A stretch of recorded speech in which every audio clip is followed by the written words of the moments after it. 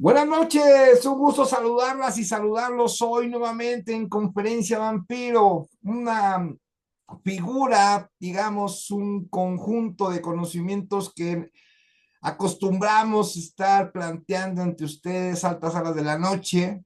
Hoy no fue tan tarde, pero bueno, acostumbramos a las 11 de la noche, pero hoy la vamos a hacer a las 10. Bueno, Conferencia Vampiro es un concepto que nace en la época de la pandemia y bueno, son conferencias, por eso se llaman Vampiro, por la hora en las que las hacemos. Pero lo más importante es totalmente gratuito también en la presentación. Si ustedes la quieren tener, digo, para fines académicos, para estudiar, suban su correo electrónico y bueno, pues yo se las mando, ¿no? Me presento ante ustedes, para los que no me conocen, soy el maestro Jorge Enrique Gómez Sánchez, yo soy abogado, tengo una maestría en Derecho, también soy licenciado en Seguridad Pública y bueno, yo estuve trabajando para el gobierno federal más de 22 años, hasta 22 años de servicio, ya me di de baja en junio del año pasado. Y actualmente me dedico a ser abogado litigante en cualquier área del derecho. Hay unas que soy más especialista que en otras, pero bueno, procuro llevar asuntos de todo tipo. Y bueno, pero mi especialidad es la materia penal, porque fui policía desde hace más de 22 años, policía a nivel federal. Y bueno, pues tenemos ya una larga carrera con el nuevo sistema penal acusatorio, bueno, ni tan nuevo. Y bueno, impartimos cátedras totalmente gratuitas para ustedes en materia penal. Quien no conoce nuestro canal de YouTube, bueno, en nuestro canal de YouTube ya cumplimos con un gran proyecto que fue el Código Nacional de Procedimientos Penales. Vienen todos los artículos analizados. Hagan ustedes de cuenta que es el Código Nacional comentado, pero en video. Está en nuestro canal de YouTube. Ahorita en este momento voy a subir y bueno, pues para los que quieran visitarnos en nuestro canal de YouTube, ahí lo van a encontrar todos esos videos, obviamente totalmente gratuitos. Nada más permítanme un segundo en lo que busco nuestro canal de YouTube. También tenemos otros canales de YouTube, también canales de conferencias gratuitas de alta calidad que obviamente pueden ser aprovechadas por ustedes y totalmente gratuito. Ese es nuestro canal de YouTube. Eh, es uno de ellos, ese es uno. Ahorita les envío el otro. Son dos canales en los cuales pueden encontrar diversas conferencias muy, muy buenas y obviamente totalmente gratuitas.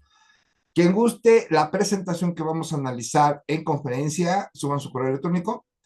Quien guste recibir, bueno, integrarse a nuestros grupos de WhatsApp, déjenme les digo que son grupos sumamente serios, que se comparten, por ejemplo, algunos asuntos a nivel nacional.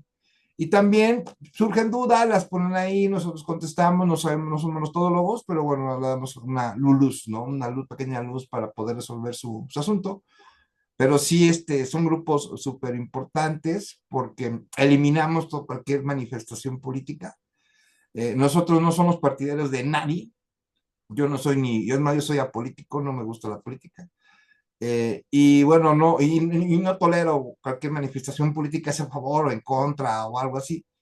Es una expulsión inmediata. Ahí no hay forma de hacer otra cosa, simplemente se elimina la noticia, se expulsa al integrante y bueno, esto con el peso de mantener un control de que nada más son cuestiones jurídicas, conferencias gratuitas, libros, las tesis de los viernes, hay solamente cuestiones jurídicas, es lo que se dedica su servidor y bueno, muchas gracias por acompañarnos el día de hoy. A los que los vienen por primera vez, pues es un concepto de Conferencia Vampiro que venimos a aprender todos, aquí todos nos quitamos las cédulas, doctorados, maestrías, todos nos quitamos, porque todos venimos a aprender. En estas conferencias hemos tenido desde estudiantes hasta jueces, grandes personalidades también, pero aquí lo importante es de que todos venimos a aprender. Todos venimos a aprender y bueno, nosotros tenemos la gran fortuna de estar pagando una mensualidad de Zoom, lo que nos permite tener candados. ¿Esto qué quiere decir? Que bueno, nadie nos va a poder molestar, nadie nos va a poner videos grotescos, pornográficos o groseros, y tampoco, bueno, cualquier señal o manifestación por video que yo llegue a detectar, pues es una expulsión inmediata, no me gusta discutir con la gente. Y bueno, ahorita están todos en modo silencio y al final de la conferencia platicamos dudas relacionadas con el tema que vimos o en su caso, un caso que ustedes quieran proponer para que lo platiquemos. Y bueno, también recuerden, pues bueno, nuestras conferencias quedan grabadas en nuestro canal de YouTube para que posteriormente las puedan ver.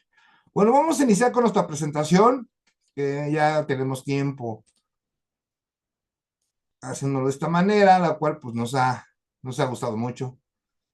Y bueno, pues nuevamente ponemos de la misma manera. Mando la presentación, pero yo no vengo en la presentación, ¿eh? Me han dicho.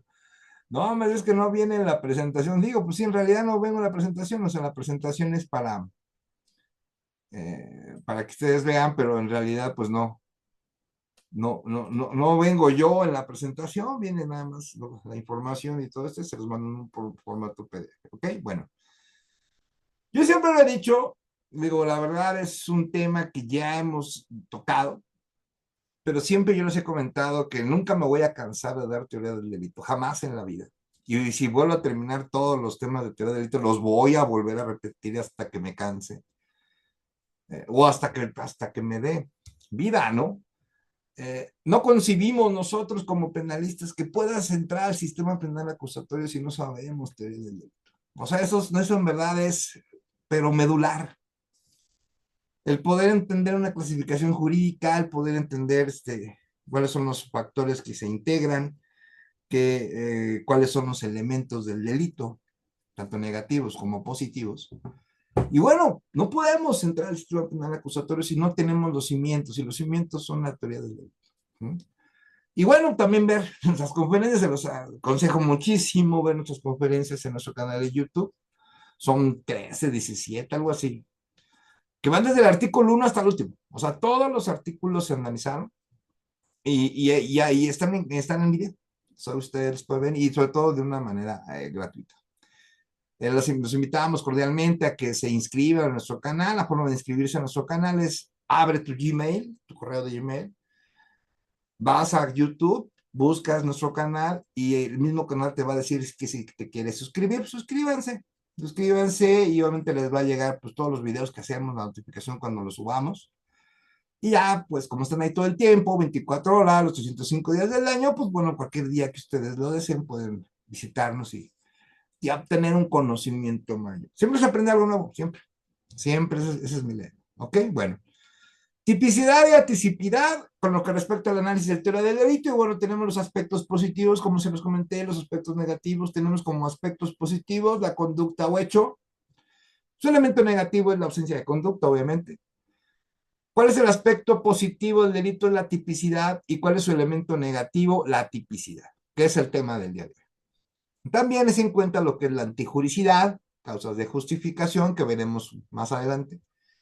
Culpabilidad, inculpabilidad y lo que tenemos que es punibilidad y excusas absolutorias. Y aquí, bueno, muchos de los elementos de la teoría del delito no vienen tal por cual en los códigos penales, ¿no? Ni en el federal, ni en cada una de las entidades federativas. Hay muchos temas de la teoría del delito que los refieren. Y bueno, yo lo que de consejo que les doy en un caso en concreto en tu entidad federativa donde te encuentres, apégate a lo que dice tu código penal, ¿ok? Porque dentro de la descripción del tipo, del elemento del delito, pues obviamente, pues abócate a esos artículos. Así lo va a hacer el Ministerio Público. O si eres Ministerio Público, así lo debes de hacer. Cuando haces tu clasificación jurídica, debes establecer, bueno, cuáles son la participación, la autoría, señalar que no existen, por ejemplo, excusas exclutorias o causas de justificación, explicar bien cómo se van dando esos elementos, obviamente los elementos positivos, ¿no? Que lo tiene que nombrar el Ministerio Público y nosotros como abogados defensores, pues buscar los elementos negativos. Hay que acordarnos que el simple hecho de que se cumpla un solo elemento negativo, solo uno, es más suficiente para que hablemos de la no existencia del delito. Entonces, es lo que vamos a buscar como abogados defensores, ¿no? Pero la teoría del delito es un eje central, ¿no? Que debemos de tomar en cuenta en cualquier asunto penal. Obviamente, pues, hay dos puntos importantes en el proceso penal, no que hay que quitar de los renglones. Yo en lo particular siempre lo digo en mis conferencias, hay que partir de dos puntos centrales dentro del sistema penal acusatorio. Uno, el hecho que la ley señale como delito. El principal, ¿no? O sea, si no hay un hecho que señale el delito, pues no hay proceso. Y el otro, pues la probable autoría o participación de lo indiciado o imputado, ¿no? Entonces, partiendo de esos dos, es donde se va a desarrollar el cúmulo de datos de prueba, el cúmulo de medios de prueba. Y bueno, pues cumplir con las etapas procesales, o en su caso, buscar un medio alternativo, ¿no? Lo que puede ser una solución alterna o una terminación anticipada. Hablando de soluciones alternas, como lo es el acuerdo reparatorio, la suspensión condicional del proceso. Y en su caso, una terminación anticipada, lo que conocemos como el procedimiento abreviado, que se van a ser temas en las próximas conferencias, Vampiro. Va a ser una por cada sábado. Claro, vamos a hacer un sábado de acuerdo reparatorio, un sábado de suspensión condicional del proceso y un sábado de procedimiento abreviado. Bueno, ya me comprometí con ustedes y bueno, vamos a hacer esas conferencias, ¿ok? Pero bueno, tenemos elementos positivos negativos, aspectos negativos positivos. Vamos a hablar hoy de la tipicidad y la atipicidad, ¿ok? Bueno, tipicidad. Aquí vamos a empezar a desarrollar nuestro tema, nuestra conferencia, nuestra prestaciones de apoyo, pero tiene información muy importante que se las tengo que leer. Muchos me dicen, es que tú ves las presentaciones y luego, pues claro, o sea, las vamos a analizar, no simplemente vengo a leer, sino que vengo a exponer el tema y además hacer un análisis y lo vamos a hacer en conjunto con todos ustedes. Al final de la conferencia, no se les olvide, me pueden ir apuntando sus dudas y al final con todo el gusto del mundo las vamos a resolver, lo más posible obviamente. Como les dije, no, aquí no somos todólogos ni expertos ni doctorados honoris causa. No lo quiero hacer por el momento. Soy muy práctico, yo soy muy operativo. Entonces, vámonos más a la operatividad, pero no hay que dejar a un lado lo que tenemos que saber en lo que respecta a cuestiones ya teóricas. ¿Cómo lo es la teoría del delito? Bueno, tipicidad es el tipo delictivo, es una descripción que la ley hace de una conducta. Entonces ya empezamos a extraer los pequeños verbos que nos ayudan a entender. Descripción, ¿no? Que nos describe pues diferentes acciones, ¿no? Actos que se suceden. Y qué bueno que esos actos, que es un conjunto de conductas, son hechos antijurídicos, ¿no? Van contra la ley. Y además contienen una sanción penal. Este concepto debe tenerse claro que pueden tener el significado de la tipicidad, ¿ok? Bueno. Hay una gran controversia, sobre todo nosotros los abogados penalistas, que hablamos, por ejemplo, es que es el tipo penal, ¿no? O que es la tipicidad. Pues bueno, hay que señalarlo y es importante. El tipo y la tipicidad son diferentes. El primero solo es la descripción de la conducta, nada más te dice que prive de la vida a otro. Así es el tipo. Y la tipicidad, o sea, el tipo nada más te menciona la descripción, nada más. En cambio, la tipicidad es la adecuación de esa conducta, o sea, es el análisis de esa conducta, de esos hechos que suceden en esa conducta, con el tipo descrito en la ley. ¿Esto qué quiere decir? Que bueno, que hay varios hechos, varias actuaciones del ser humano, ¿ok? Y que esas actuaciones en conjunto se adecúen, o sea, se asemeje, o sea, entre dentro de lo que es la norma escrita en materia penal, ¿ok? Vamos a poner un ejemplo, el tipo es el que prive de la vida a otro, homicidio. Ese es el tipo, nada más. ¿Qué es la tipicidad? Ah, no, llega una persona en la fecha tal, en un lugar tal, ¿no? A tales horas. Llega una persona con un arma de fuego y le dispara a otra persona. Entonces, ¿cuál es el hecho? Ah, bueno, pues el hecho es el que una persona disparó un arma de fuego e hirió a otra, causándole la muerte. Entonces, ese hecho, ¿cómo lo adecuamos? Ah, mira, pues el hecho dice que disparó un arma a otra persona y le quitó la vida. Ok, ¿no? Esos son los hechos. Porque murió la persona por un disparo de arma de fuego. Ok. ¿Eso es privar de la vida a otra persona? Sí. Ah, ok. Entonces nuestros hechos están adecuados al tipo escrito de la ley. ¿Esto qué dice? A la norma penal. Esa es la diferencia entre tipo y tipicidad. Hoy aprendimos algo, ya sabemos que el tipo penal y la tipicidad son dos términos diferentes, ¿ok? Son parecidos, pero son diferentes, ¿vale? Bueno, es importante señalar que una conducta, por muy reprobable, no encuentra de manera exacta algún tipo. O sea, cualquier conducta que sea reprochable, que por la sociedad, por donde ustedes quieran, pues no habrá delito. No operará y operará la denominada tipicidad. Entonces, para que sea delito, debe estar la norma penal, ¿ok?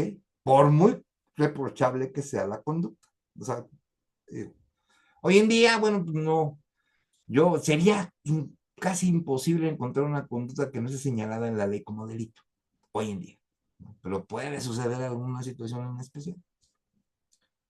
Nuestra Constitución respecto a la tipicidad indica que en los juicios de orden criminal queda prohibido imponer por simple analogía y aún por mayoría de razón pena alguna que no esté decretada en una ley, exactamente aplicable al delito que se trata.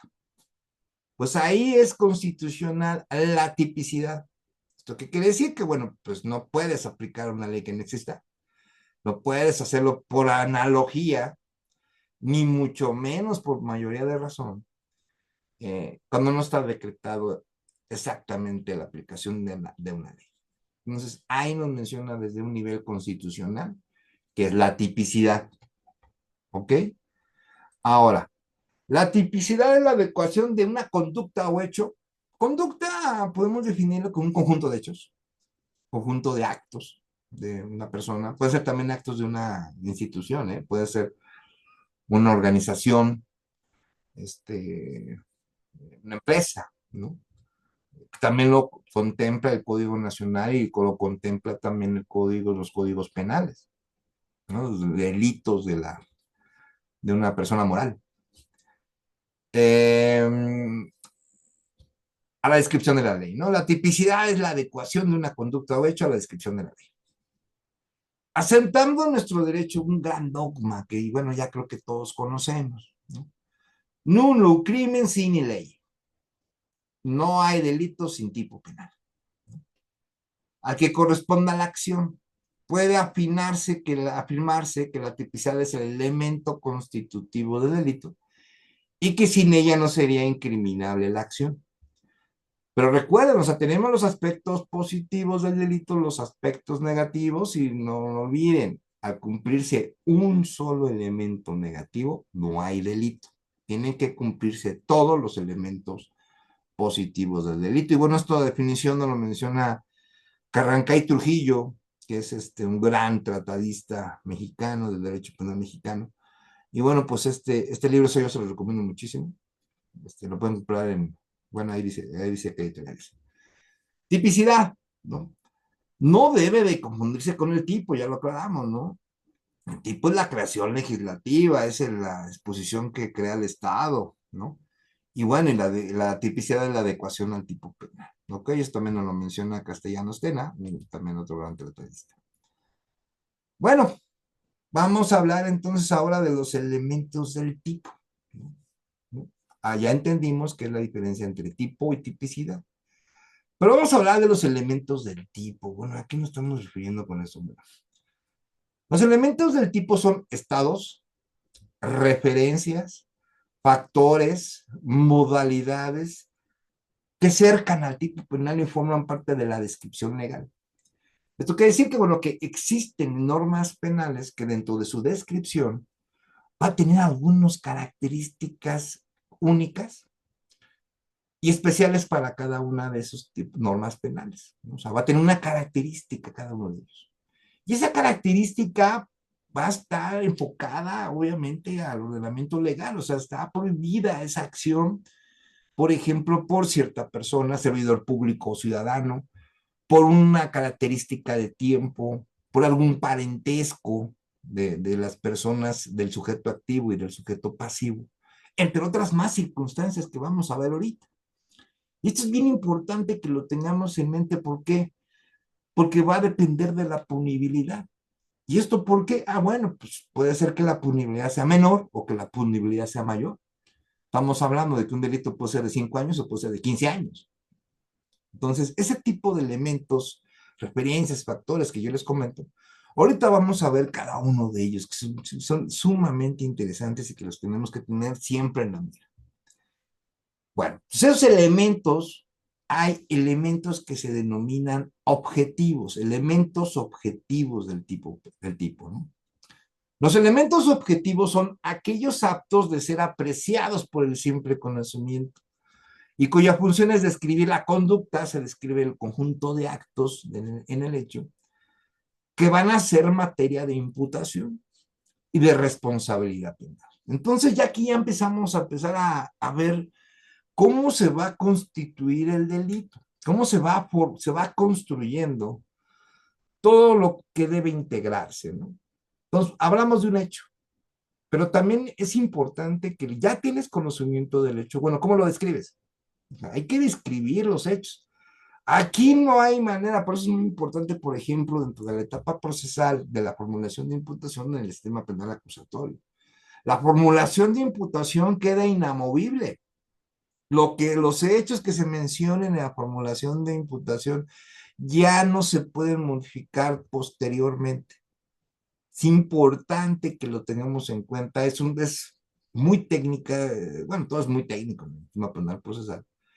Pero pues es el inicio, imagínense, estamos después de que pasamos de una audiencia de control de detención o pasamos directamente a la formulación de imputación en el caso de que no hay, es indetenido, audiencia de inicial, formulación de imputación sin detenido, o en el caso de que se cumplió una orden de aprehensión, se cumplió una orden de aprehensión y bueno, pues inmediatamente es formulación de imputación, en el cumplimiento de una orden de aprehensión no hay audiencia de control de detención.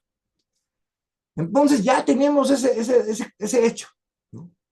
Ya tenemos la descripción de esa conducta de ese hecho. La descripción, eso es clave. ¿Cómo lo vas a describir? ¿Ok?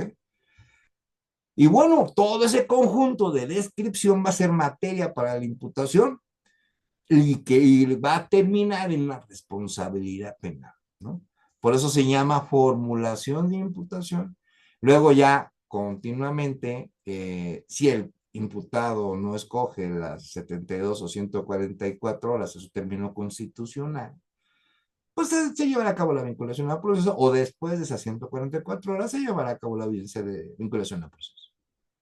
¿Ok? Ya después, como sabemos, investigación complementaria, bueno, seguiría lo que serían las medidas cautelares o en el momento de las 72 o 144 horas también se va a definir ahí medidas cautelares antes de que se vayan a ese periodo constitucional.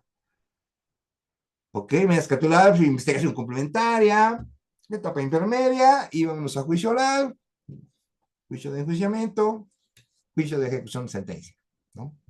Todo ese camino que ya conocemos. Entonces, bueno, pues ya tenemos el primer elemento objetivo, ¿ok? Bueno, dentro de esos elementos objetivos, obviamente están vinculados que los hechos, y los hechos, ¿quiénes los realizan? Las personas. ¿Quiénes intervienen? Pues las personas, en este caso sujeto activo, sujeto pasivo, y acuérdense que una empresa puede ser un sujeto activo, o también puede ser un sujeto pasivo. Pero ¿qué pasa aquí? Bueno, tenemos que empezar a analizar, bueno, cuáles son las partes que intervienen. Y en primer lugar tenemos a los sujetos, ¿no? ¿Cuál es la calidad del sujeto activo? ¿El sujeto activo va a ser siempre el mismo? No. Va a tener sus peculiaridades, va a ser su característica y cada uno va a tener su adecuación penal.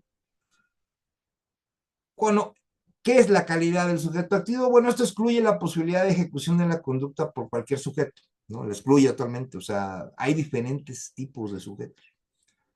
Como por ejemplo, tenemos el tipo contenido en el delito de traición a la patria, en la que exige que el sujeto, la calidad de ser mexicano.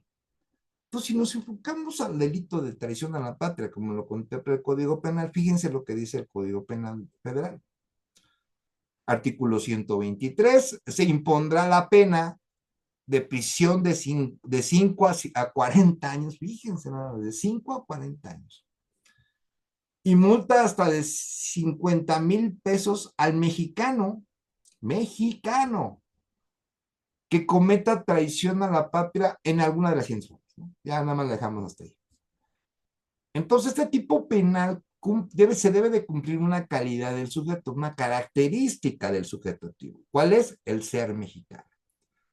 ¿Aplicará la traición a la patria por un extranjero? Pues no, no se va a aplicar porque el Código Penal Federal es muy claro. Dice, al mexicano. Esa es una calidad de sujeto activo específica que debe ser mexicano.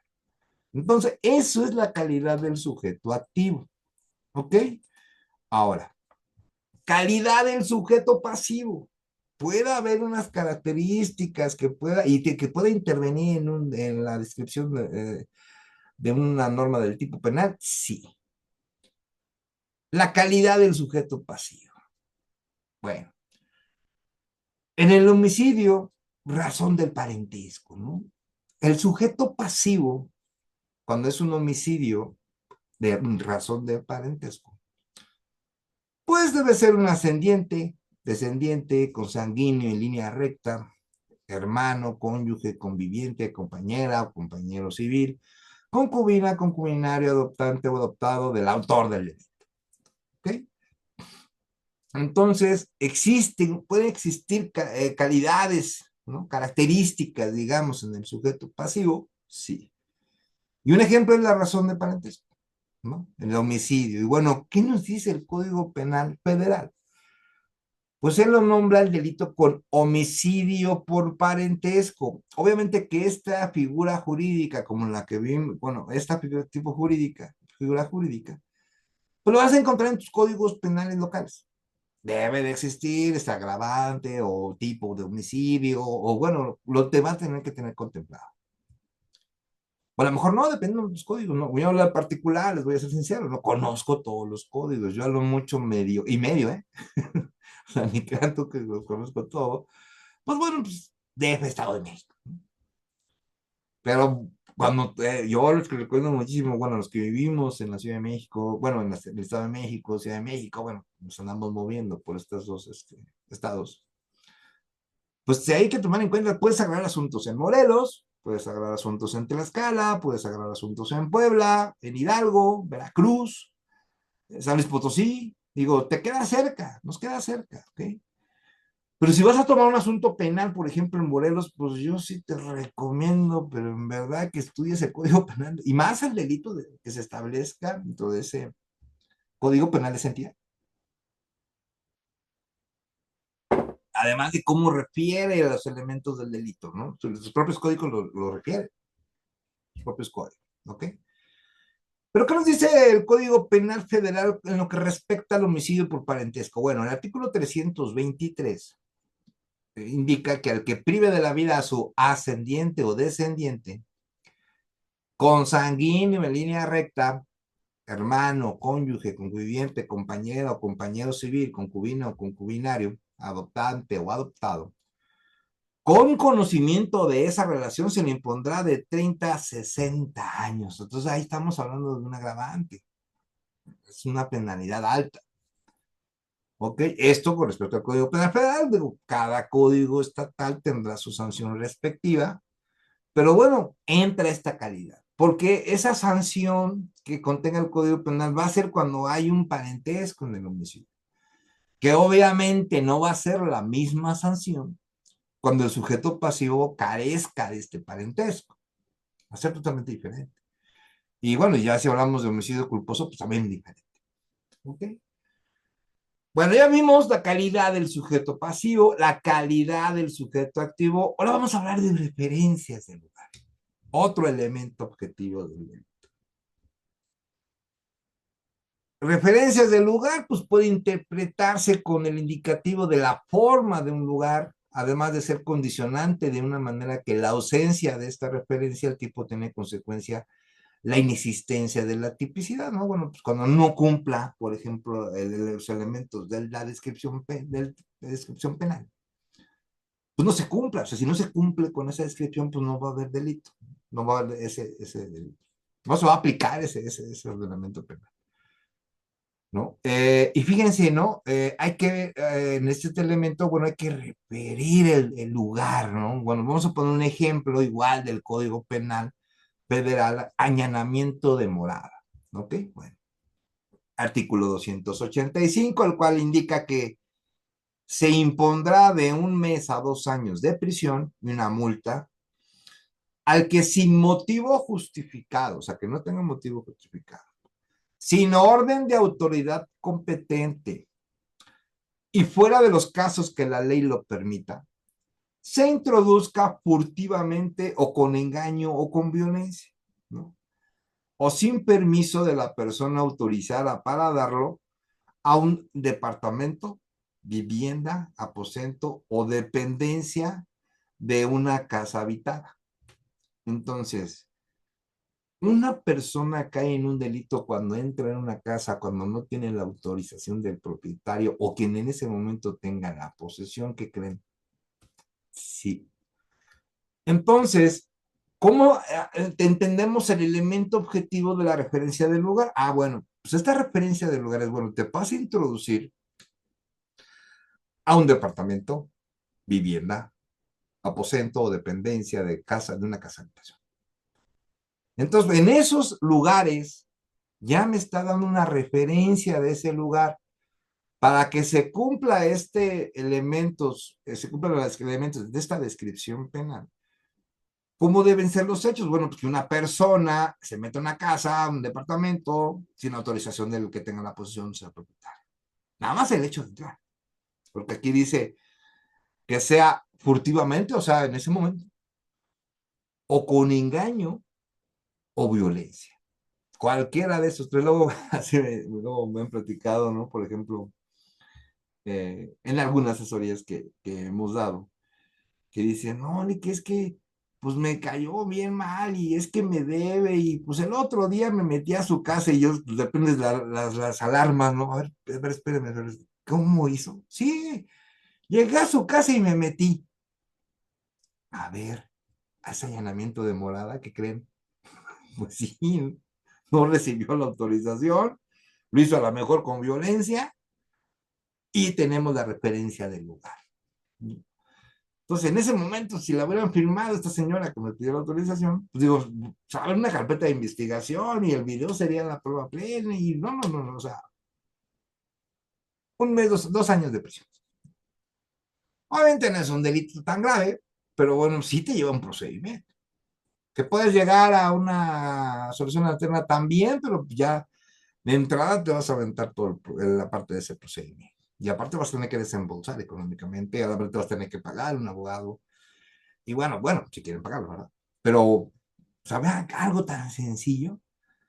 Y la gente te dice, no, pero eso no tiene nada de malo. No, o sea, el desconocimiento de la ley no te hace, tienes que ser responsable. El desconocimiento de la ley no te exime de su responsabilidad. O sea, tú agarraste y te metiste a la casa a reclamarle que te debía. Esa manera de meterte en la casa. O sea, de una manera a lo mejor furtivamente podemos hablar, quitémosle la violencia. Pero entrarse a la casa, punto. ¿Y qué crees? Sin permiso de la... O sea, esa parte de acreditar ese sin permiso, pues la única manera que pues, se puede acreditar que hubo permiso de cómo, a ver, ¿cómo acreditas tú como defensa que sí te dio permiso? ¿No? Pues imagínense, ¿no? Todo el show que se debe de llevar. Entonces, bueno, eso es lo de la referencia del lugar. También, dentro de los elementos que se tienen que analizar dentro de lo que es la tipicidad, bueno, el análisis de contenido de la descripción del tipo penal, vamos a hablar de lo que son la referencia de los medios de comisión. Fíjense, interesante. La exigencia de la ley del empleo de determinado medio lo hace elemental para integrar la conducta. Ocupaste un medio para realizar el delito o para hacer operar alguna agravante de la pena, ¿no? Entonces, bueno, ¿qué referencia de los medios de comisión? ¿Qué es en los medios de comisión? Bueno, si tú vas a un auto, se te fallan los frenos, atropellas a alguien, lo lesionas, o en su caso le provocas la muerte. ¿Cuál sería el medio? Pues el vehículo, ¿no? Si una persona le dispara a otra, la priva de la vida, ¿cuál es el medio? Pues el arma, ¿no? Entonces, esa es la parte para que conozcamos, bueno, ¿cuál es el medio que se ocupó de comisión para la ejecución o materialización de ese delito? ¿Ok? Aquí como ejemplo, les puse la violación. Dentro del Código Penal Federal también establece delitos que son de orden local, como la violación también. Y dice, ¿no? Artículo 266. Se equipara a la violación y se sanciona de 8 a 30 años de prisión. Fíjense, 8 a 30 años la violación, ¿no? Bueno, ¿cuándo se va a aplicar esa sanción alta? Ah, fíjense, si se ejerciera violencia física o moral, el mínimo y máximo de la pena se aumentará hasta en una mitad. Fíjense. O sea, podemos hablar de una pena de 60 años en violación, dentro del Código Penal. Y bueno, aquí nos cabría una pequeña duda. El Código Penal Federal establece el delito de violación, ¿ok? Pero, ¿cuándo aplicará? Si pues todas las legislaciones estatales tienen el delito de violación, ¿cuándo se aplica el Código Penal Federal para el delito de violación? Digo, me han hecho esa pregunta muchas veces. Y yo les digo, bueno, hay que aclarar una cosa. Vamos a poner un ejemplo. Hay una violación en una casa de particulares, ¿no? Ocurre, amigos, pues el amigo se le pasaron las copas y violó a la mujer, ¿no? Ok. Es un delito de violación que va a traer ¿quién? El Ministerio Público local. El Ministerio Público lo va a presentar ante un juez, a un tribunal de justicia de esa entidad federativa. Hasta ahí no hay tema, ¿no? Y todos preguntan, bueno, pero ¿cuándo va a aplicar el Código Penal Federal? Ah, lo que pasa, bueno, ¿qué hubiera pasado si hubiera sido la misma acción, la misma violación, pero en un edificio público federal? No sé, por ejemplo, un edificio de Hacienda, un edificio de la Secretaría de Gobernación, de la Secretaría de Economía, pero que dentro de ese edificio sea una institución federal y que la parte afectada y el sujeto activo, y sumándole, ¿no? Que la parte, el sujeto pasivo y el sujeto pasivo son operadores del Estado a nivel federal. Ahí se aplicaría el Código Penal, ¿no? Ahí sí se tendría que aplicar. Y bueno, pues fíjense, dice ejercer a violencia física, moral, el mínimo y el máximo de la pena se aumentará hasta en una mitad.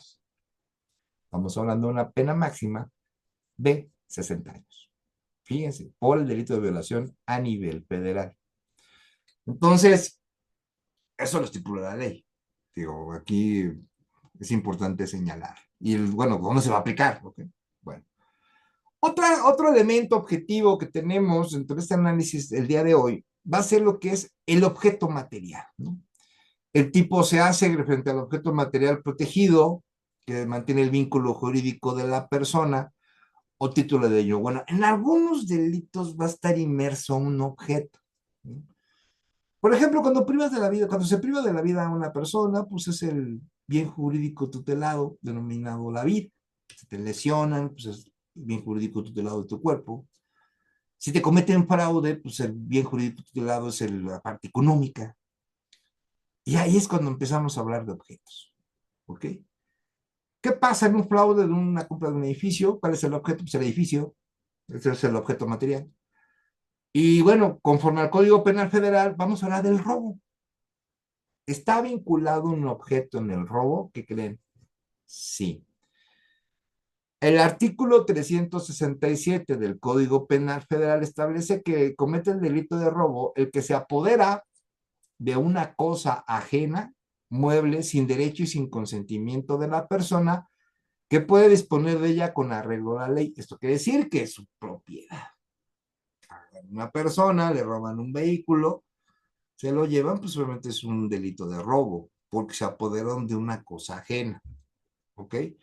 Entonces, aquí es importante tener en cuenta que, bueno, esa cosa de la que habla en el preciso puede haber sido en otros delitos donde exista otra cosa. ¿Ok? Y de ahí se parte esa referencia del objeto material. Eso se entiende por objeto material, el objeto que está vinculado a lo que es la acción antijurídica, que está vinculado porque pues está inmerso dentro de todo lo que es la adecuación del tipo penal, ¿no? Dentro de los hechos. ¿Ok? Ahora, el bien jurídico protegido, o sea, lo que ya les había comentado, ¿no? Bien jurídico tutelado, ¿no? Protegido, ¿no? Dentro de los elementos objetivos. Bueno, el bien jurídico protegido, jurídicamente protegido, es aquello que el tipo penal está protegiendo, o sea, ¿qué está prohibiendo? ¿No? Por ejemplo, el que prive de la vida a otro, pues está protegiendo la vida. El que lesione a otro, pues el libre de que no tengas problemas físicos, ¿no? El robo, pues es la parte del objeto, ¿no? El fraude, parte económica, ¿no? El libre desarrollo sexual, por ejemplo, en materia de delitos sexuales, entre otros, ¿no? Y bueno, pues ese es el tipo penal que se está protegiendo, ¿no? Que puede ser la libertad, la vida, patrimonio, salud, medio ambiente y entre otros, ¿no? Que son los bienes jurídicos protegidos. ¿Ok? Bueno, y bueno, ya hablando de un ejemplo, el artículo 291 se impondrá de 3 a 5 años, fíjense, a que infiere una lesión que perturbe para siempre la vista o disminuya la facultad de oír, entorpezca o debilite permanente una mano, un pie, un brazo, una pierna o cualquier otro órgano, el uso de la palabra o alguna de las facultades mentales. Eh, las lesiones, aquí sería de 3 a 5 años de prisión. Obviamente que aquí, pues, si estamos hablando de 3 a 5 años, eh, revisamos si puede haber una suspensión condicional del proceso. Recuerden que la suspensión condicional del proceso puede llevarse a cabo después de la vinculación al proceso, pero uno de los requisitos para que se haga la suspensión, acuérdense cuál es. Es que la media aritmética no sea más de 5 años, o no sea mayor a 5 años, ¿ok? ¿Cómo obtengo esa media aritmética? Sumamos digamos, yo le llamo límite inferior y lo sumamos al límite superior, que en este caso que es la pena mínima con la pena máxima. Y bueno, este sería de 3 a 5 años. 3 más 5 son 8 años. Y lo dividimos entre 2, nos sale 4 años. Entonces, para este tipo de lesiones, sí entraría, por ejemplo, una suspensión condicional del proceso porque la media aritmética es menor a 5 años. Entonces, bueno, pues eso es todo lo que tenemos que observar, ¿no? Para ver cuál es la penalidad. Ahora, ya vimos diferentes referencias, ¿no? Objeto, lugar, ya vimos la calidad de los sujetos, ya vimos también referencias de los bienes jurídicos tutelados. Y bueno, ahora nos falta ver el tiempo. ¿Habrá una referencia de tiempo en los elementos objetivos? Déjenme les digo que sí. Y esto es en observación a los tipos penales, ¿eh? O sea, la descripción nada más penal. Ciertos tipos penales solicitan referencias de tiempo para que la conducta del sujeto activo se pueda encuadrar. O sea, nos pide un tiempo, ¿no? Un tiempo para que se pueda llegar a adecuar, encuadrar esa conducta delictiva. El Código Penal del Distrito Federal nos hace referencia en su artículo 144 que el aborto es la interrupción del embarazo después de la 12ª semana de gestación. Entonces, fíjense qué interesante. O sea, el Código Penal de la Ciudad de México, esto es como ejemplo, ¿eh? O sea, no vamos a entrar en debate del aborto y todo eso, que ese sería otro tema que podríamos dar. Ahorita nada más es un ejemplo para mostrar lo que es la referencia de tiempo. No vamos a platicar de fondo lo del aborto. Y aquí nos indica por eso el 144 que dice, bueno, va a ser aborto, ¿sí? Cuando la interrupción, después, fíjense, después de la 12ª semana. O sea, que si es antes, no va a ser aborto. ¿Sí me entienden? O sea, ese es el límite que se tiene, ¿no? En el tiempo de algún factor, de algún procedimiento, de algo. En este caso estamos hablando de una persona embarazada que después de la 12ª semana lo interrumpe, el Código Penal del Estado de la Ciudad de México indica que es aborto. Si pasa antes, no lo señala como aborto. A lo mejor otro delito, pero aborto no. Bueno, aquí como lo señala el 144, no. Porque no cumpliría con esa referencia del tiempo. Claro, aclarar que la referencia de todos estos son ejemplos para demostrarles los elementos objetivos elementos objetivos de la tipicidad, ¿no? Del tipo penal, de la descripción penal en este caso. Tenemos, por ejemplo, la calidad, ya vimos, sujeto activo, México, mexicano que comete lesión. Calidad del sujeto pasivo, vive de la vida su ascendiente. Referencia del lugar, ¿no? Departamento, vivienda, aposento. medios de comisión, ¿no? La violencia física o moral, por ejemplo. Ese es un medio de comisión que se utilizó la violencia física o la moral. Objeto material, cosa ajena, puede ser digo, un coche o a lo mejor está en un prado de una casa, X. Bien jurídico protegido titulado, que es la libertad, la vida, patrimonio y salud, y la referencia de tiempo, que puede ser como el aborto, la interrupción del embarazo después de la 12ª semana de gestación. Estos son los elementos objetivos y eso es lo padre de la teoría del delito.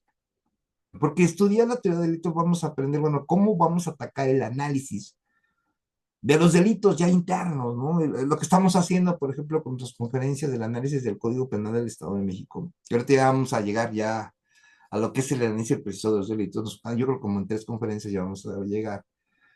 Bueno, pues de eso se trata, o sea, de entender todo esto para poder hacer un análisis más completo ya hablando del Código Penal. Ahora, ya tenemos los elementos objetivos. La teoría del delito menos menciona lo que son los elementos subjetivos. ¿Ok? Bueno, dentro de estos elementos subjetivos, bueno, pues están los tipos penales requieren elementos subjetivos que constituyan que es la voluntad que rige la acción dirigida, una finalidad o el ánimo del sujeto activo. Esto quiere decir, pues, la construcción del sujeto activo al materializar sus actos, ¿no? O sea, cómo va construyendo o cómo fue construyendo todos sus movimientos para la materialización del hecho que la ley señala como delito, ¿no?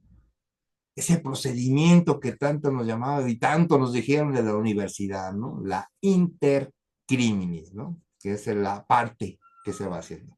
Permítanme un segundo, por favor, te regreso con ustedes.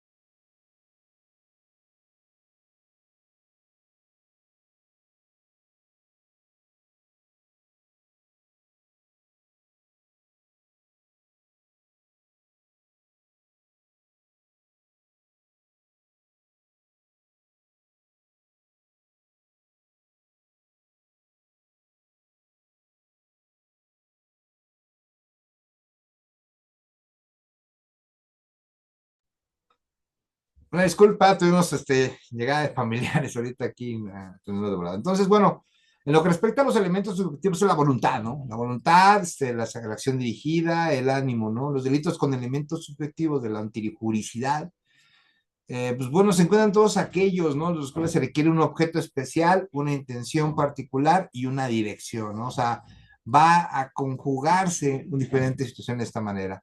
Bueno, vamos a tener un pequeño break de 2, 3 minutos para ir por un cafecito, para ir por un pancito. Y bueno, en 2, 3 minutos, ahorita regresamos, ¿ok? Gracias.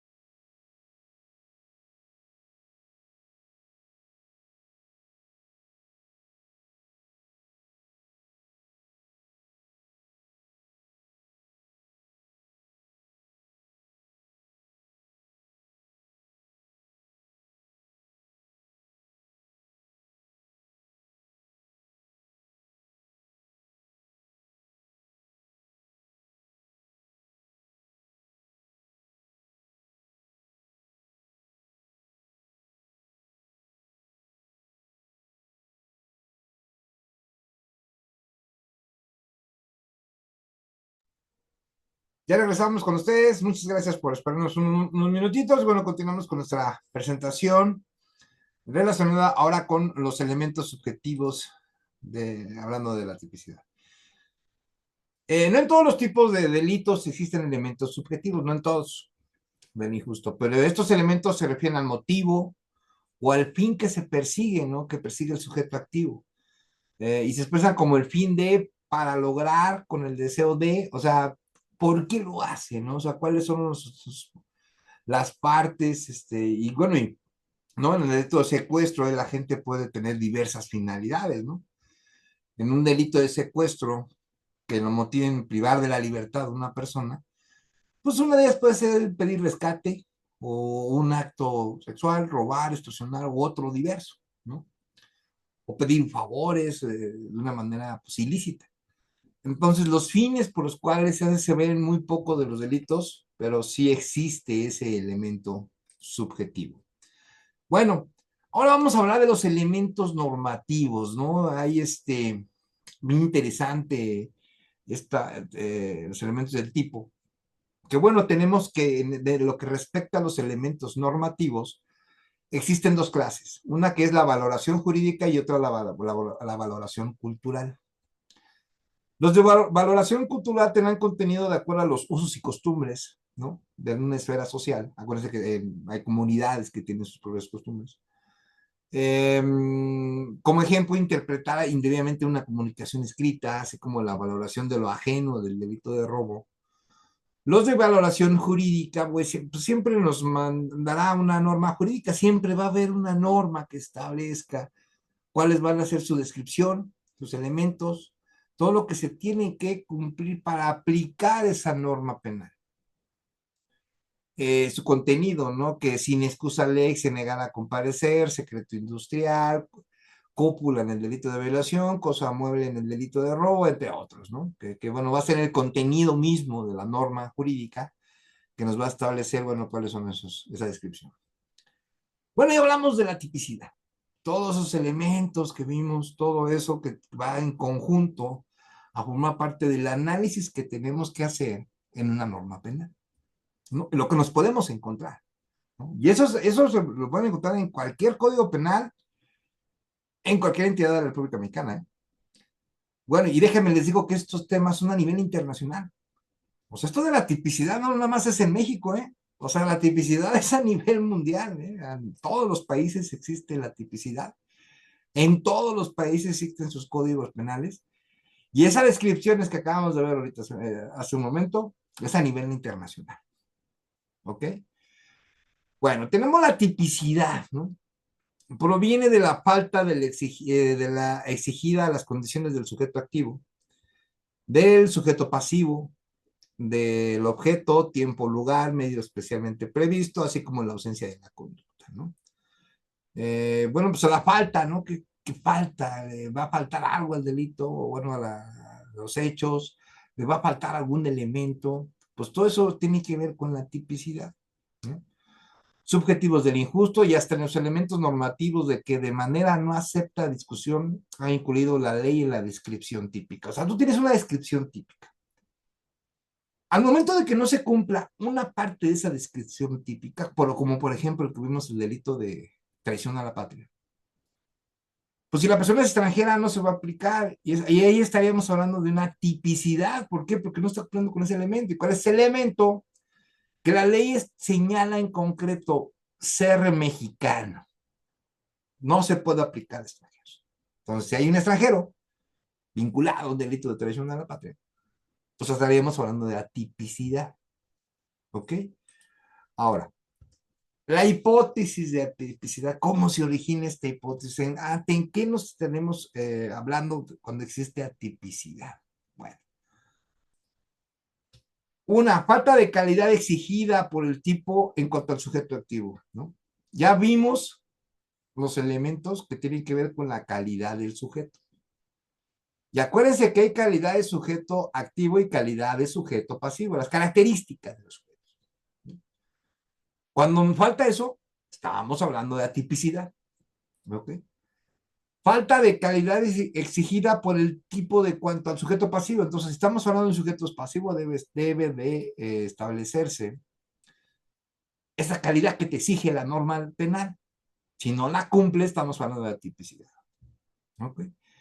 Cuando hay ausencia del objeto o bien existiéndose, este no satisface las exigencias de ley por cuanto a sus atributos. ¿No? Por ejemplo, un ejemplo es cuando no hay objeto, cuando no hay, bueno, le robaron, sí, pero ¿qué le robaron? No, pues me robaron dinero, sí, pero ¿cuál dinero? ¿Cuáles billetes? ¿De qué denominación? ¿Ok? O la clásica, ¿no? Es que, pues, se me robó mi celular, sí te robó el celular, pero ¿cómo fueron los hechos? Ah, es que me lo pidió prestado y se lo llevó. Entonces ahí falta un elemento, ¿no? Que pues sí, tú autorizaste, ¿no? Entonces tú permitiste que te tomara el teléfono, entonces ya no es robo, porque falta ese elemento. Y estaríamos hablando de lo que se llama atipicidad, ¿no? Conforme al delito que estemos analizando. Bueno, cuando habiéndose dado la conducta, pues estén ausentes las referencias temporales o en especiales exigidas por el tiempo, cuando no se cumple con ese tiempo. El ejemplo del aborto, ¿no? Tantas semanas, a partir de tal semana, es la interrupción del embarazo se considera aborto. Antes no, pues tiene que cumplir con ese tiempo. Cuando no se dan en la conducta o hecho los medios de comisión, no existe un medio de comisión, no hubo violencia, tú no puedes aplicar esa norma. A lo mejor aplicas otra, pero esa no. Sería tipicidad, cuando no existe violencia, por ejemplo. ¿Ok? Cuando estén ausentes los elementos subjetivos del injusto, o sea, contrario a la ley, requeridos expresamente en el tipo penal. Pero aquí, ojo, cuando estén ausentes los elementos del sujeto, hay que primero entender que estén dentro de esa norma penal. O sea, deben de estar requeridos expresamente en el tipo penal ese elemento subjetivo. Cuando estén ausentes los elementos normativos requeridos expresamente por el tipo legal, pues bueno, los elementos normativos que no estén en la ley, ¿no? Bueno, una conducta puede ser reprochable socialmente, pero si no encuadra exactamente al tipo penal descrito con sus elementos, sean objetivos, subjetivos o normativos, operará la tipicidad. Entonces, todo lo que vimos con relación a los elementos de la calidad del sujeto, las referencias del tiempo, las referencias del lugar, y todo lo que vimos, ¿no? Donde uno no lo cumpla dentro de esa descripción penal, no se va a poder aplicar, existirá la tipicidad. ¿Ya vieron la importancia de lo que tuvimos al principio de la conferencia? Pues bueno, pues en no cumplimiento va a pasar eso. Ahora, ¿cómo mencionamos la tipicidad? Bueno, uno menciona la tipicidad en el Código Penal de la Ciudad de México. Esta tipicidad también debe estar en todos los códigos penales habidos y por haber en México. Como ejemplo, ponemos el Código de la Ciudad de México. Digo, debe existir en los demás códigos. Repito lo mismo. Y bueno, recuerden, si quieren pertenecer a Grupos Vampiro, suban su número telefónico, que quiera copia de esta presentación también. Y recuerden que va a estar también nuestra presentación, bueno, más bien va a estar nuestra conferencia en nuestro canal de YouTube. Tenemos lo que es causas de exclusión, ¿no? Así lo dice el artículo 20. ¿Cuándo se va a excluir el delito? Bueno, una excluyente del delito, pues es la tipicidad. Causas de tipicidad, causas de justificación o causas de inculpabilidad. Estamos en 3 rubros de la Ciudad de México, cuando hay una exclusión del delito. Entonces, se excluye el delito conforme al artículo 29 del Código Penal de la Ciudad de México. Bueno, se llama Código Penal para el Distrito Federal. Bueno, el nombre correcto es Código Penal para el Distrito Federal, con aplicación en la Ciudad de México, conforme a la Suprema Corte de Justicia de la Nación. Pero vamos, no voy a decir todo el nombre, no voy a decir Código Penal para la Ciudad de México, punto. Dentro de esas causas de exclusión hay 3. Causas de atipicidad, causas de justificación y causas de incompatibilidad. ¿Ok? Bueno, ¿cuándo va a haber atipicidad? Pues bueno, atipicidad va a haber por ausencia de conducta. O sea, nunca hubo la conducta. Nunca. O sea, no hay conducta, no hay delito, ¿no? La actividad o la inactividad se realiza sin intervención de la voluntad de la gente. O sea, la gente no intervino en esa conducta. Cuando hablamos de atipicidad por falta de elementos del tipo penal, ¿cuántos elementos del tipo penal? Bueno, pues vimos pues, todos los que acabamos de ver, ¿no? Elementos de calidad del sujeto, pasivo o activo, elementos de tiempo, elementos de lugar, todos esos son de forma de tipicidad, que falta alguno de los elementos que integra la descripción penal. Y estamos hablando de todos, tiempo, sujeto, calidad de sujeto, todos. ¿De qué se trate? ¿Ok? Bueno, ahora, atipicidad por error de tipo. ¿No? ¿Puede haber un error de tipo? O sea, dentro de esos elementos de tipo puede haber un error, sí. Y puede haber un error vencible. Aquí ya hablamos también, bueno, el error es un tema fascinante, lo vamos a ver yo creo que el lunes o el martes. Bueno, no creo, a lo mejor va a ser hasta el próximo sábado. Cuando analicemos el Código Penal del Estado de México, porque vamos a ver ese tema precisamente del error. El error, ¿no? Se divide error de tipo, ¿no? Y bueno, hay otros, hay error, por ejemplo, vencible, y también hay un error invencible, pero tienen sus modalidades, no crean que es nada más uno. ¿Okay? Pero en términos generales, el error vencible recae sobre algún elemento del tipo penal, o sea, cayó en algún elemento. Y respecto a ese tipo penal no se admite la realización culposa. ¿No? En caso de que el error del tipo sea vencible y se admite la realización culposa, no se excluirá el delito, sí va a haber una sanción, pero va a ser un delito culposo. Esto quiere decir que la persona tuvo conocimiento de que podía realizarse, podía suceder un hecho que la ley señala como delito y no lo previno, ¿no? No realizó una acción preventiva, digamos, ¿no? Y lo cometió, ¿no? Él no quería hacerlo, no hay una parte dolosa, pero sí hay una parte culposa y va a haber una sanción punible, ¿no? Entonces tuvo la oportunidad de hacerlo. ¿Cuál es la diferencia entre el error invencible cuando no tienes oportunidad? O sea, no tienes esa oportunidad de poder que se suceda. Punibilidad en caso de error vencible y excesos, en caso de que sea vencible el error, la penalidad será el delito culposo, ¿no? Si el hecho de que se trate admite dicha forma de realización, la penalidad será una tercera parte del delito que se trate. Al que incurra en exceso se le impondrá una cuarta parte o medidas de seguridad correspondientes al delito de que se trate. Siempre y cuando con relación al exceso no exista otra exclusión del delito. O sea que hay que revisar con respecto a ese exceso, exclusión del delito. Y bueno, pues, ¿a qué nos estamos acercando? A lo que conocemos como lo es la legítima defensa. La legítima defensa, acuérdense, se puede una persona lesionar a otra en legítima defensa, estás violentando un bien jurídico tutelado, pero la otra persona te está atacando. Y es inminente, real, inminente, y te puede lastimar o tus bienes o puede lastimar a las personas que están a tu lado, ¿no? O cualquier otra persona.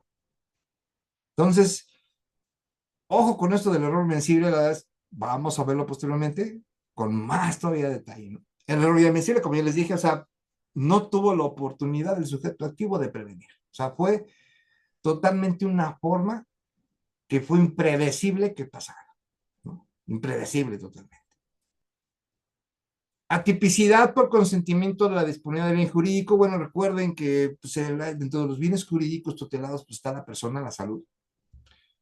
Y bueno, pues se actúa con el consentimiento del titular, el bien jurídico afectado o del legitimado legalmente para otorgarlo, siempre y cuando se cumpla con los siguientes requisitos. Estaríamos hablando de una tipicidad por consentimiento disponible del bien jurídico cuando primero sea un bien jurídico disponible, o sea, que exista, ¿no? Que el titular del bien jurídico, quien esté legitimado para conseguir, tenga la capacidad jurídica, no tenga el conocimiento de que se va a afectar ese bien jurídico. Para disponer libre y que tenga la posibilidad de tener la disponibilidad libremente del bien. Que el consentimiento sea expreso o tácito, ¿no? No media algún vicio de consentimiento. Y el expreso, pues obviamente hablamos. Cuando es un consentimiento expreso, fíjense qué interesante esto, ya lo vimos. El consentimiento expreso escrito, o sea, todo papelito habla, ¿no? Y el conocimiento tácito nos habla de, por ejemplo, cuando una persona realizó todos los actos necesarios para que se entienda que está haciendo, que lo está consintiendo. O sea, realizó actos, no firmó nada, realizó actos en los cuales lo está consintiendo, ¿no? Eso es en serio un análisis técnico jurídico, pero brutal, ¿eh? Porque en verdad para acreditar eso está buenísimo. Y bueno, si cumple con los requisitos, estamos hablando de una tipicidad. Y un ejemplo es cuando, por ejemplo, las personas que se tatúan, ¿no? Bueno, yo, les voy a ser sinceros, yo me doy de baja el año pasado. Mi primera meta era tatuarme, yo no tengo ningún tatuaje. Dije, bueno, yo ahora sí me voy a tatuar. Mi himno de los Pumas lo quiero traer del pecho, ¿no? Yo soy Puma de corazón, ¿no? ¿Cómo no te voy a querer? Le voy a poner así, ¿cómo no te voy a querer? Un pumota así, ¿no? Pero ya no me dio tiempo, porque pues es inminente ahora mi regreso al servicio público a nivel estatal, es inminente mi regreso. Pues ya no me dio tiempo de tatuar, yo creo que voy a esperarme hasta allá cuando esté más viejito para poderme tatuar, porque ya no, bueno, en realidad pues, no sé nada malo, pues es un tatuaje que no tiene nada que ver con la delincuencia, pero bueno, ya no me dio tiempo. Pero si ustedes se dan cuenta, ahora está mucho de moda tatuarse. Antes en mi época, yo tengo 50 años, bueno, tengo 51. Yo cuando iba en la prepa, por ejemplo, pues el tatuaje estaba súper mal visto, ¿no? No era todo un tatuaje, nadie estaba tatuado. Ahora todo el mundo se tatúa. Van cambiando las esferas sociales. Y obviamente, pues aumentó los tatuadores, ¿no? Es una carrera muy respetada, como todas. Y bueno, pues entonces, fíjense, ¿no? Estos eh, que ponen tatuajes provocan lesiones en la piel, déjenme les digo que sí. Entonces, una persona que se arrepiente del tatuaje, no me gustó, ¿sabes qué? Te voy a levantar una denuncia por lesiones y todo, ¿va a proceder por una persona que se dedica al tatuaje? Déjenme les informo que sí. Ahora, de todos los que estamos aquí presentes, que están cerca de sus colonias, que han visto gente que se dedica a tatuar, ¿creen que tengan un consentimiento expreso, como lo señala uno de los requisitos para que exista la tipicidad, antes de que les haga el tatuaje? Yo, la verdad, lo dudo. Y como siempre, la frase mexicana que tanto daño hace a la sociedad: no, no pasa nada, no, nunca pasa nada, no, ¿cómo creen? No, nunca imagino, no, compadre, no, eso nunca va a pasar. Y ya están ahí con la gente del Ministerio Público y ahora se quieren abogado. No, ¿y qué creen? ¿Lo quieren gratis? Pues no, pues discúlpame, pues no sé, gente atienda tu asunto, pero yo gratis no voy. ¿No? Y hay que pagar abogado. Bueno, si quieren. Si no, pues ahí váyanse con el oficio, ¿no? También es respetable el oficio. Digo. Yo no tengo nada contra ellos. Y bueno, pues por todo, por un consentimiento expreso. Porque al no contar con ese consentimiento expreso, ya no va a operar la tipicidad. Va a haber lesión, va a haber un procedimiento y va a haber una sanción. Y bueno, pues desgraciadamente, como bien mexicano, hasta cuando tienen el problema es cuando quieren resolverlo, ¿no? Ok, bueno. Las causas de atipicidad implican que la conducta no es típica, ¿no? Por lo cual es lícita. No hay que confundir las causas de atipicidad con las causas de justificación, son dos cosas diferentes. Porque las primeras excluyen la provisión debido a la falta de algún elemento de los tres que vimos, que fueron los elementos objetivos, los elementos normativos o elementos subjetivos. En las segundas, las conductas siguen siendo prohibidas por las especiales circunstancias a que concurren cuando existe una justificación. Como resultado del análisis de los tres elementos de la conducta típica, podremos determinar su atipicidad, claro, si existe. Pues la valoración de solo uno o dos elementos podría llevarnos a juicios equivocados de exclusión de la prohibición. Entonces, importante todo el análisis que tenemos que hacer y bueno, el análisis de la misma norma penal que estemos realizando nuestra teoría del caso. ¿Okay? La exclusión del elemento del objetivo, bueno, la conducta y resultado vinculados por el nexo causal. Bueno, nexo causal, característica de los delitos de acción, nos proporciona dos grandes criterios para determinar la tipicidad. Uno es la falta de acción y la falta del nexo causal o del resultado. Entonces, estas exclusiones del elemento del objetivo son de puro análisis también. Bueno, falta acción, falta del nexo causal. Ahorita vamos a ver de qué se trata. La falta de acción, la conducta quedará excluida porque no existió. O sea, aquí de plano hablamos que no existió la conducta o es anulada por ser involuntaria. La primera hipótesis, cuando no fue el sujeto activo quien causó el resultado, o sea, no participó, no fue autor, no se encontraba en el lugar de los hechos, bueno, del lugar de donde ocurrieron la actividad del hecho que se señale como delito, obviamente pues no estuvo ahí, entonces no lo hizo. Si un tercero está afirmando será válida para las conductas de acción, pero no en las de omisión, ¿no?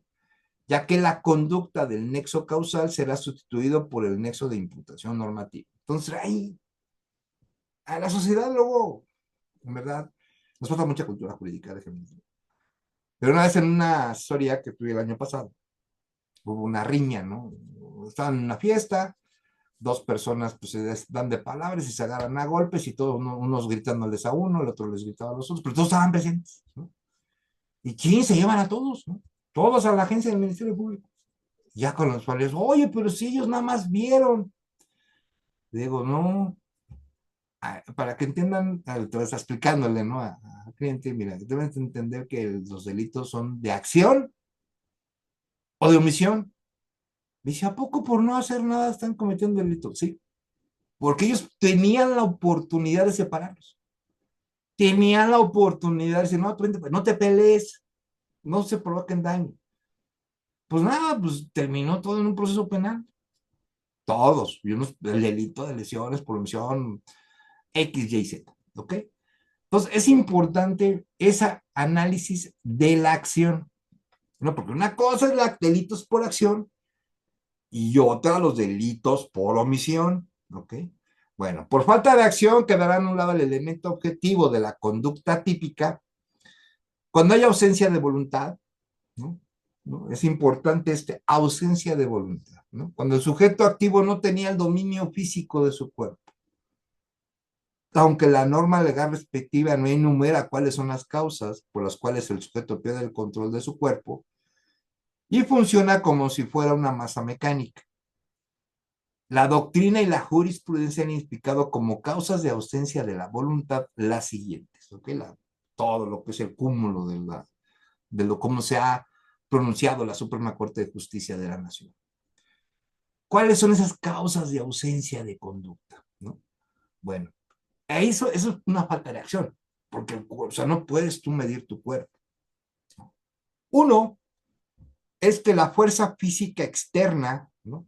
Puede haber una fuerza física externa. Clásico ejemplo, estás parado en su vehículo, está parado en su vehículo, está alto, está pasando la gente, llega atrás un vehículo que se quedó sin frenos, pum, te empuja, te mueve, atropellas a uno o dos, causas lesiones, y bueno, pero fue una fuerza que no podías hacerte, no quitarte, no podías adelantar el carro porque los ibas también a atropellar.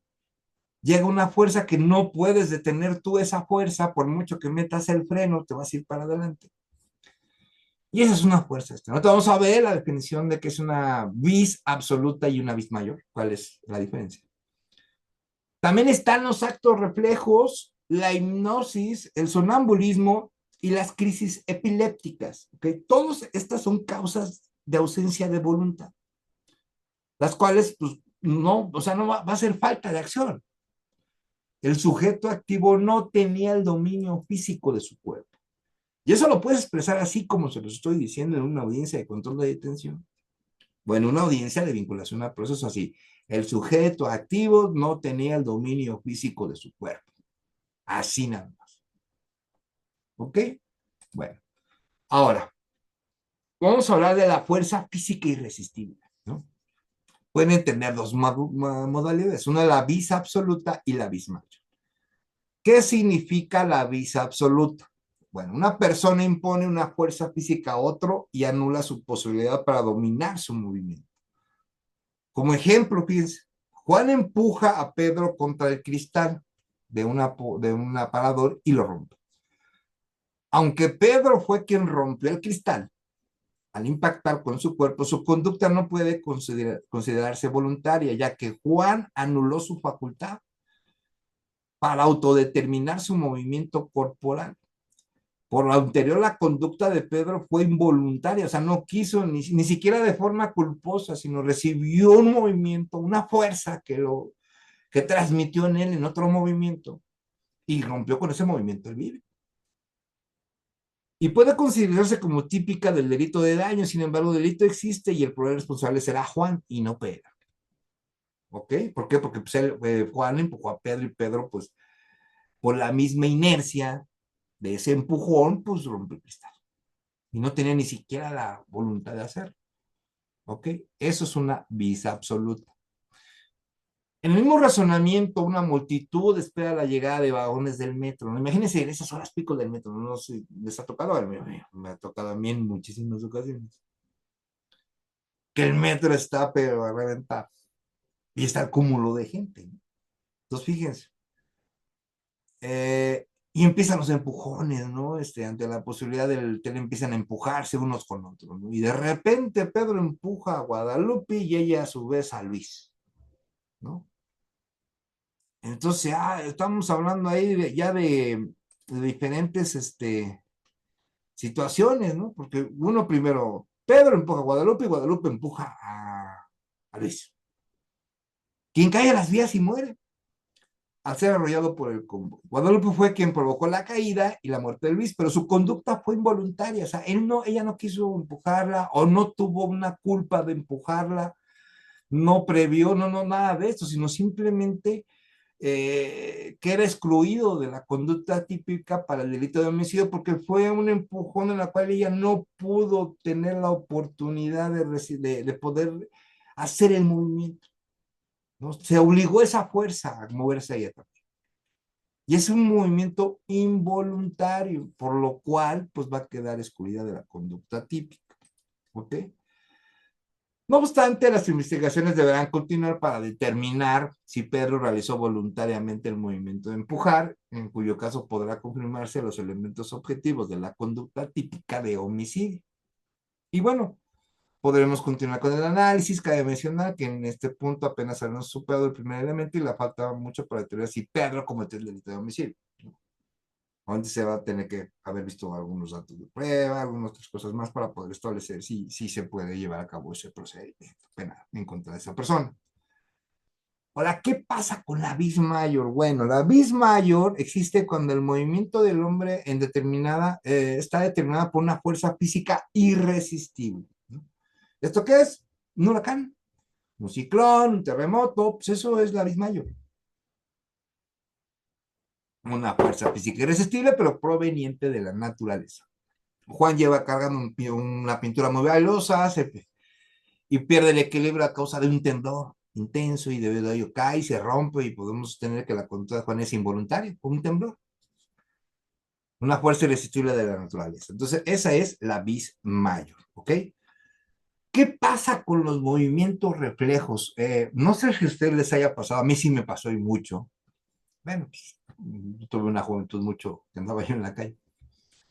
Pero vas caminando por la calle y no sé si les ha pasado que de repente se les avienta un perro que ni siquiera ven y ya nada más lo ven cuando está ladrando casi acercándose a morderse. ¿Qué hace el cuerpo? O sea, no piensas tú moverte, sino instantáneamente tu cuerpo reacciona. O sea, no es una orden tuya, no es algo que tú quieras hacer, sino ya es un reflejo no sé, por ejemplo, del ser humano que tiene que subsistir, ¿no? Ya te haces a un lado. Y es más, lo haces. Ahora imagínense, viene el perro, se les avienta, entonces se hacen a un lado y chin, va pasando uno con bicicleta y le pegas a la bicicleta y la bicicleta, pum, va a dar por allá y se lesiona. Ese es un movimiento reflejo, no va a haber una culpabilidad o no va a haber un procedimiento penal para esta persona. ¿Sí? El sujeto responde ante un estímulo externo sin que pueda controlar su reacción. O sea, no puedes controlar esa reacción porque es un estímulo. ¿Sí? Son procesos en el que se impulsa externa, actúa por vía periférica, pasando directamente de su centro sensorial a un centro motor. Así lo señala la teoría, digamos. Todo ello sin intervención primaria de la conciencia. No va a haber una intervención de la conciencia, como sucede cuando el médico golpea al paciente con un pequeño martillo en la rodilla. generando que se estire la pierna, reacción que se debe a la estimulación de los nervios motrices, sin que el sujeto haya podido determinar el movimiento. O sea, es un movimiento que tú no lo solicitaste, no, tu mente no se conectó en ese momento, sino simplemente es un estímulo, es un movimiento, ¿ok? No sé si ustedes han pasado de que, eh, bueno, los que sufrimos de calambres, a mí me da muy seguido calambres, que estás con tu pie acostado en el sillón o en la cama y de repente como si es como un jalón en la parte trasera de la rodilla, la parte trasera de la rodilla. Y como que se contraen los nervios, ¿no? Tú tienes que inmediatamente estirar el pie para que no te siga contrayendo ese músculo, conocido como calambre. Y bueno, se siente re feo, ¿no? Pero bueno, a ver, tú te provocaste eso, no. Es un estímulo del cuerpo, es un movimiento del cuerpo, ¿ok? Podemos comprobar si estamos o no ante un movimiento reflejo si valoramos el hecho desde una perspectiva ex ante y ex post, ¿no? Debemos colocarnos en una hipótesis de la situación del sujeto antes del hecho y sin variar ninguna de las circunstancias fundamentales, determinar si sabiendo lo que va a suceder, podría evitar o no la reacción posterior. Solo en el último supuesto estaríamos ante un movimiento reflejo.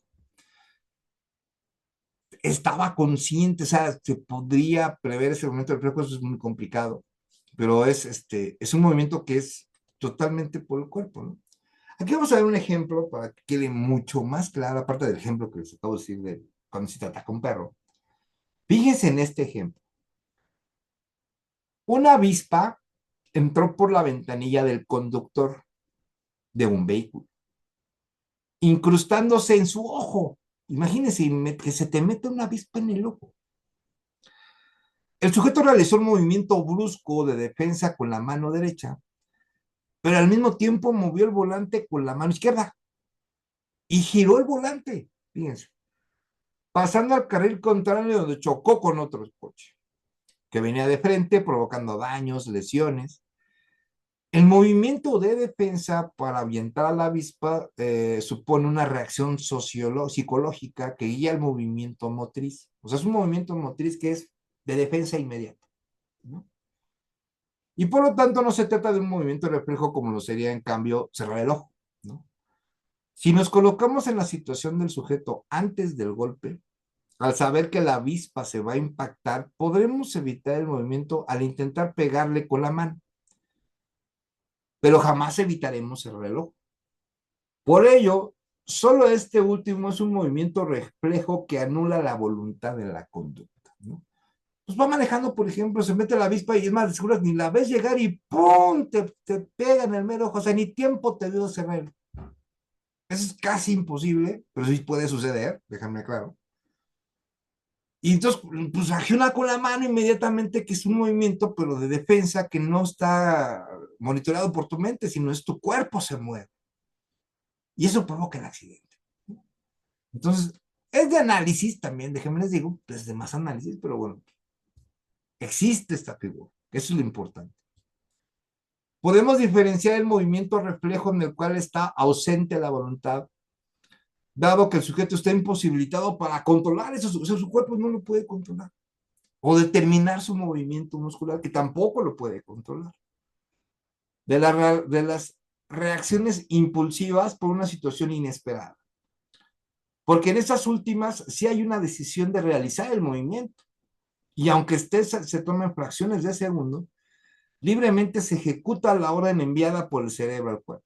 Entonces, es un movimiento reflejo, es un movimiento que no está medido por el hombre. O sea, no podemos decir, ay, voy a pasar y no me va a morder este perro porque yo voy a tener mi movimiento reflejo. Imagínense planearlo, ¿no? Eso no se puede hacer. ¿Ya existe esa figura? Claro que existe esa figura. Vamos a hablar ahorita de la hipnosis. Fíjense qué padre, ¿no? Muchos no creen en la hipnosis, pues déjenme decirles que sí, sí, sí existe, ¿eh? Sí, sí, hay mucha gente que sí ha pasado por eso. Y bueno, dice, el sujeto actúa aparentemente despierto, pero está como en trance, ¿no? Obedeciendo las órdenes del hipnotizador. Eso sí existe, en realidad. En tal estado que nos resta en una zona de penumbra respecto de la participación o injerencia en que ellos tienen los centros altos. Científicamente es cuestionada su credibilidad y su aplicación es para tratamientos terapéuticos, por ejemplo, para dejar de fumar.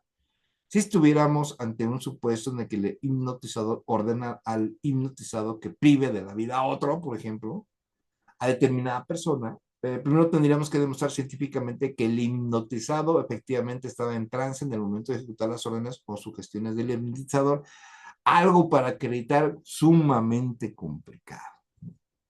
¿Cómo podemos saber, después de que está hipnotizado, cómo saber científicamente que estuvo hipnotizado cuando privó de la vida a la otra persona? Y ojo, que fue bajo las órdenes del hipnotizador. O sea, está de fábula. O sea, esto sí, para acreditarlo, está en serio sumamente complicado. Porque, bueno, yo no conozco ningún aspecto científico que nos pueda decir, esta persona estuvo hipnotizado el día lunes a las 8 de la noche. ¿De dónde? ¿No? Entonces, en verdad sí está sumamente complicado.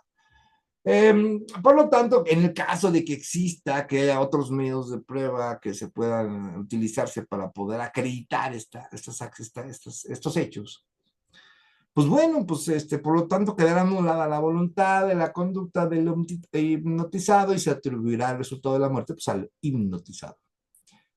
La excluyente quedará sin efecto si el hipnotizado acordó previamente con el hipnotizador el colocarse en trance para poder realizar el hecho, ya que conscientemente no tiene el valor para hacerlo, o si el hipnotizador solo hizo sugerencias ambiguas que no se puedan considerar como verdaderas órdenes, ¿no? Existen sus factores para poder acreditar. Yo lo veo muy complicado, poder acreditar una hipnosis que esté vinculada a un delito. Muy sumamente complicado.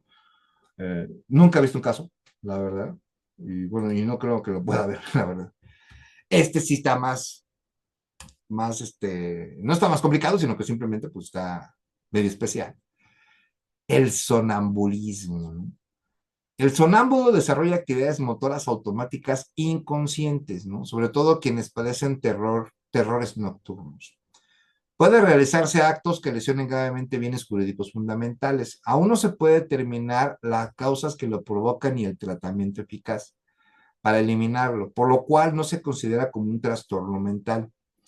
Pero como el sonámbulo no tiene conciencia de actuar, su voluntad está anulada en el poder de producir el resultado y se excluye el delito. Una persona sonámbula, por ejemplo, que golpea a otra, ¿no? Pues está en un trance, no, bueno, en un trance, está en una situación de inconsciente. Está inconsciente en ese momento. Y ahí sí se puede determinar con un peritaje en medicina forense, que haya sido un antecedente de que haya recibido un tratamiento por el sonambulismo, pues sí podríamos llegar a acreditar que es una voluntad, está anulada, ¿no? Y obviamente se excluye el delito, ¿ok? Dentro de esta causa de atipicidad, ¿no? La epilepsia, fíjense, no sé si ustedes, a mí ya me ha tocado varias veces que, por ejemplo, vas en la calle y está una persona, la están atendiendo y, bueno, pues dicen que le está dando un ataque de epilepsia, ¿no? Los ataques epilépticos, la persona pierde la conciencia totalmente. O sea, ahí no es esa, no, o sea, no tiene conciencia una persona que está en ese momento con un ataque de epilepsia. Y por ello se considera como una alteración psíquica que excluye la imputabilidad. Y por tanto, su análisis corresponde a la culpabilidad. Sin embargo, se trata de un excluyente de la voluntad de la conducta, dado que el sujeto pierde el dominio sobre su cuerpo. O sea, hace movimientos de un ataque de epilepsia, hace movimientos que no están coordinados con su mente, no es más, no es su voluntad de hacerlos. O sea, es una persona pierde totalmente la conciencia, pero genera movimientos, ¿no? Entonces, un epiléptico se encuentra en la sala del museo, de repente sufre un ataque, cayó y tiró las velas provocando un incendio que dañó varias obras de arte del inmueble, ¿no? Pues el sujeto no podía dominar su movimiento corporal porque pues, tiene un ataque epiléptico. No dominas esos movimientos. En este caso, la voluntad está anulada y por ende se le excluye de la conducta típica y del delito de daños, ¿no? Obviamente debe de haber un antecedente médico, debe de haber pues un video a lo mejor que lo muestre, pero sí, esto de la epilepsia también es una excluyente del delito. Y bueno, ¿qué pasa cuando hay una falta de nexo causal y resultado? ¿no? Es una causa también de atipicidad, ¿no? Nuestros sentidos pueden equivocar al apreciar algo, ¿no? Tu sentido se equivoca. Y ello pasa con los testigos de un hecho, ¿no? Pues resulta muy difícil encontrar la objetividad que se requiere en un proceso penal acusatorio. Por ello, no es suficiente con que el testigo señale al acusado como aquel que causó el resultado, sino que es necesario respaldar su dicho con pruebas científicas o periciales. Se ha comprobado que el acusado no fue quien disparó el arma cuya bala provocó la muerte de la víctima, ¿no? Sino que fue otro, o que las pruebas de ADN se demuestra que quien impuso la cúpula fue una persona distinta al imputado. Entonces, el nexo causal pues, está asociado a la conducta, está asociado, bueno, cómo está vinculado un testimonio, cómo está vinculado la persona al delito, cómo fue autor. O sea, y eso nos llega a una gran premisa del derecho. Hay dos premisas del derecho que yo las llevo a cabo, no solo del derecho, las llevo en mi vida y me ha dado un gran éxito. Espero que las sigan porque son vitales. Si quieres llevar una vida normal, digamos, ¿no? Bueno, vida sin problemas, así le llamo yo. Sencillo, somos penalistas. Pues el que acusa tiene la carga de la prueba. Bien sencillo. Tú me acusas de algo, simple, demuéstramelo. Y no nos veamos con el chisme de que, ay, sí, es ratero, ay, sí, es secuestrador, ay, sí, vende drogas y todo. Pues sí, tu chisme, no estamos en una novela. Una declaración de un testigo que no esté sustentada con otras pruebas sirve para dos cosas, para nada y para nada.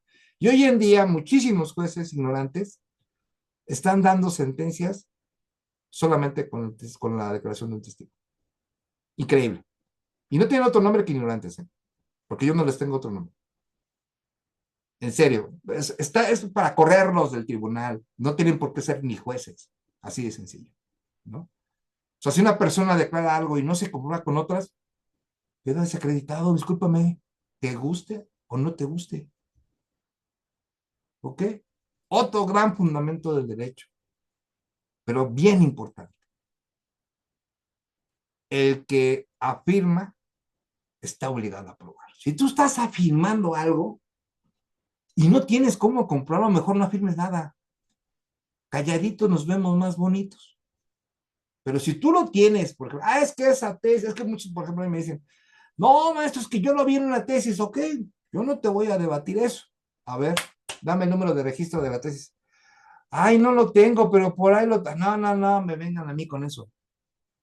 Si a mí me vas a decir algo, me vas a tú afirmar algo, a ver, ¿qué artículo lo dice? ¿Cuál es el pacto, convenio, tratado?